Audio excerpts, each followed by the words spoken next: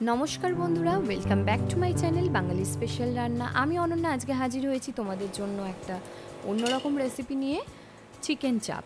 तो देखो आमी किभाबे बानाई। एखाने कड़ाइयेर मध्य आमी प्रथमे दिये नियेछि एलाच, तारपरे दिलाम लवंग, एरपरे दिচ্ছি दारचिनी, जयित्री, शाहजिरा, जायफल, हाफ, शाहमरिच दिए खूब भालो करे किन्तु शुकनो खोलाय भेजे निते हबे जाते हालका काँचा काँचा गन्धटा ना थाके। चिकेन चाप तो आमरा अनेके अनेक रकम भावे बाड़ीते बानिये खाई, तबे आमी चेष्टा करेछि एकटु दोकानेर मतो करार। एबारे देखो एकटा मिक्सिंग जारेर मध्य आमी भाजा मशलागुलो दिए नेब, निये एटार एकटा किन्तु मिहि पाउडार बानिये नेब।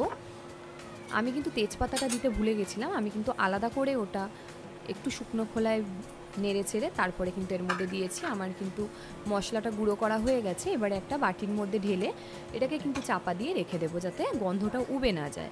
एरपर आमी एकटा कापेर मध्य काजू बादाम भिजिए निয়েছিলাম। काजू बादामटा एखाने प्राय 25 ग्राम मतो निয়েছি আর चार मगजও দিয়ে নিয়েছি। चार मगज दू चामच मतो দিয়েছিলাম। এরপরে এগুলো একটা মিক্সিং জারের মধ্যে দিয়ে নেব। चार मगज কিন্তু আমি খুব বেশি একটা দিইনি। এরপরে দেখো দিয়ে দিচ্ছি বেশ কিছুটা পরিমাণে পোস্ত, তারপরে দেব দুটো মিডিয়াম সাইজের পেঁয়াজ, দুটো আদার কুচি, 4 থেকে 5টা রসুন কোয়া আর 4 থেকে 5টা কাঁচা লঙ্কা দিয়ে এটার একটা মিহি পেস্ট করে সাইডে রেখে দেবো। কাপের মধ্যে উষ্ণ গরম দুধের মধ্যে আমি কেশরটা চুবিয়ে রেখে দিয়েছি। এবার একটা বোলের মধ্যে সাদা তেল দিয়ে নিয়েছিলাম, তারপরে দিয়েছি কাশ্মীরি লঙ্কার গুঁড়ো দিয়ে তারপরে যে পেস্টটা আমি বানিয়ে রেখেছিলাম সেটাও অ্যাড করে দেবো। এরপরে দেবো পরিমাণ মতো টক দই দিয়ে এটা কিন্তু চামচ দিয়ে আমি একটু ভালো করে আগে ম্যারিনেট করে নিচ্ছি। কালারটা কিন্তু সুন্দর হওয়ার জন্য আমি কাশ্মীরি লঙ্কার গুঁড়োটা একটু সাদা তেলের মধ্যে দিয়েছি। এরপরে দিয়ে দিচ্ছি 2 চামচ মতো ছাতু। এখানে কিন্তু তোমরা চাইলে গুঁড়ো দুধ দিতে পারো, তবে আমার মনে হয় গুঁড়ো দুধ দিলে একটু বেশি মিষ্টি মিষ্টি হয়ে যায় আর চিকেন চাপ অতটা মিষ্টি ঠিক ভালো লাগে না।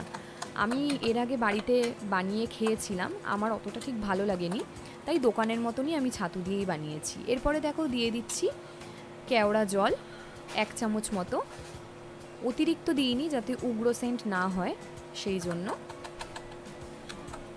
ব্যাস আমার এগুলো কিন্তু সব দেওয়া কমপ্লিট হয়ে গেছে। এবারে যে চিকেনগুলো আমি দোকান থেকে কাটিয়ে এনেছিলাম, আমি কিন্তু চাপের মাংস বলে কাটিয়ে এনেছিলাম, বেশ বড় বড় পিসই ছিল, চাপের নর্মালি যেরকম মাংস হয় আর কি। এবার আমি এটাকে কিন্তু ভালো করে ম্যারিনেট করে রেখে দেব।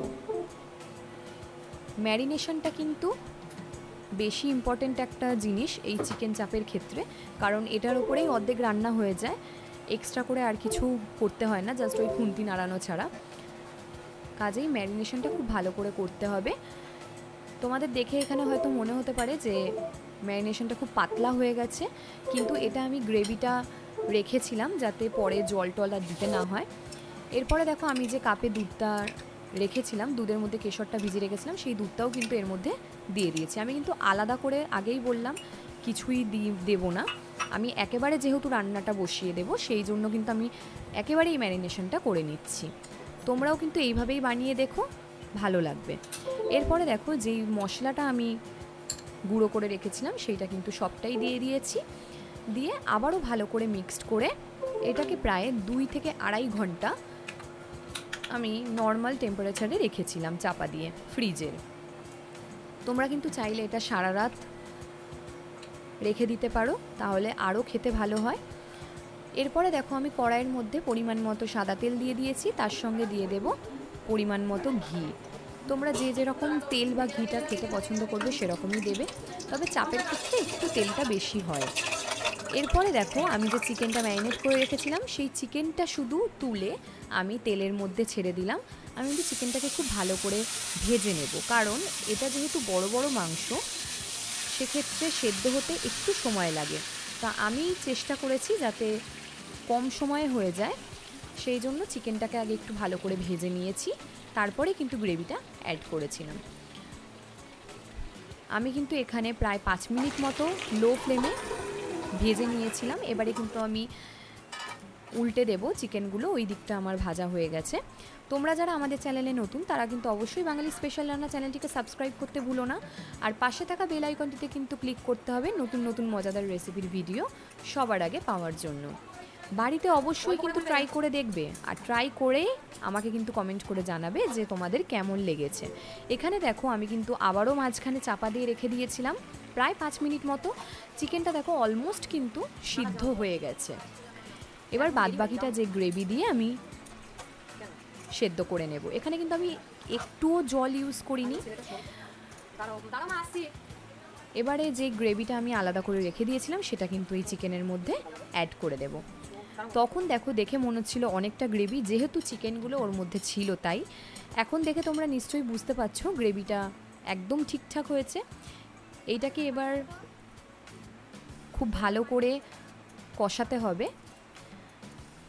দেখো অলরেডি তেল ছাড়া শুরু করে দিয়েছে। এখনও কিন্তু গ্রেভিটা একটু শুকোতে হবে, এতটাও গ্রেভি চাপে ভালো লাগে না। চিকেন চাপ কিন্তু নান বা পরোটা বা রুটির সঙ্গেও খুব ভালো লাগে। আর আমি এখানে আরেকটু স্বাদের জন্য আমি 1 চামচ মতো ঘি অ্যাড করেছি। তোমরা চাইলে এটা স্কিপ করতে পারো, আমার ঘিয়ের ফ্লেভারটা ভালো লাগে সেই জন্যই আমি এখানে অ্যাড করেছি। আর এই রকমভাবে আমি বাড়িতে বানিয়েছিলাম, পুরো দোকানের থেকেও ভালো হয়েছিল সত্যি, কারণ দোকানে অনেক ভেজাল থাকে। তো আমার মনে হয় বাড়িতে আমি বানিয়ে খাওয়াই ভালো। আমি দেখো এটা ঘি দেওয়ার পরে আবারও 5 মিনিটের জন্য চাপা দিয়ে রেখে দিয়েছিলাম। 5 মিনিট পরে কত সুন্দর দেখো কালারটা এসছে, পুরো চাপের মতনই কালারটা এসছে। এটা কিন্তু বেশিরভাগটাই কাশ্মীরি লঙ্কার গুঁড়ো, যেটা আমি তেলে আগে দিয়েছিলাম, মিশিয়েছিলাম, সেইটার জন্য এসছে। আর কেশর তো দিয়েইছি, কেশরের এমনিও একটু হালকা কালার হয়। তো আমি আরেকটুখানি গ্রেভিটা কম করে নেব।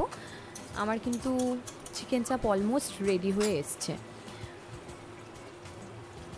তো আমার কিন্তু চিকেন চাপ রেডি হয়ে গেল, এখানে আর কোনো মশলাই লাগবে না।